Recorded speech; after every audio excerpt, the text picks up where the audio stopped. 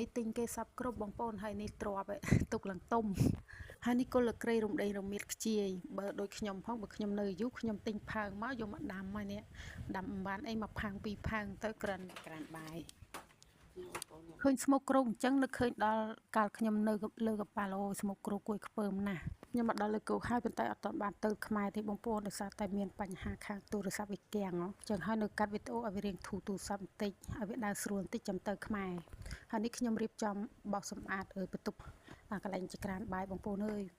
កន្លែងនេះវាស្មុកគ្រោកពេកខ្ញុំឃើញហើយព្រឺសបល់មកដោយសារតែបងខ្ញុំនឹងគាត់ធ្វើការទាំងពីរនេះហើយអត់មានពេលតនេទេធ្វើការបលឹមចេញប្រលប់ចូលអីចឹងហើយរកពេលដេកពួន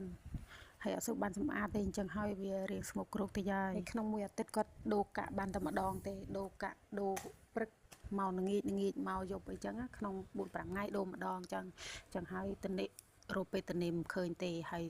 ចង់ហូបស្លអីក៏ងាយបានធ្វើដែរភាគច្រើនគឺទិញមកទុកចោលហើយនេះខ្ញុំមកត្រួតពិនិត្យខាងទូទឹកកកបងប្អូនអើយគាត់អត់បានបើកមើលមានអីលួយឡើងមកថង់ដល់ពេលខ្ញុំឃើញហើយឡើងហើយមករើបន្លែណាដែលធ្វើម្ហូបគាត់ចិត្តមកពីធ្វើការហើយអញ្ចឹងហើយខ្ញុំសម្អាតកន្លែង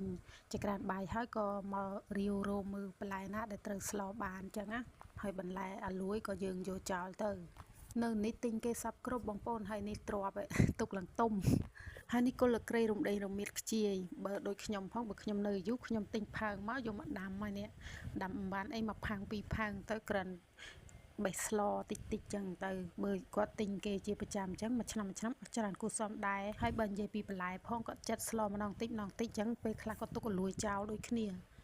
អ្នកធ្វើការនៅប្រទេសថៃចឹងឯងបងប្អូនមិនថាគាត់ឬក៏អ្នកផ្សេងទេ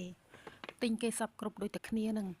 ហើយថ្លៃទឹកថ្លៃភ្លើងត្រីថ្លៃបន្ទប់នៅថ្លៃហងគេហ្នឹងក៏ថ្លៃដែរមិនថោកទេមួយខែអស់ជាង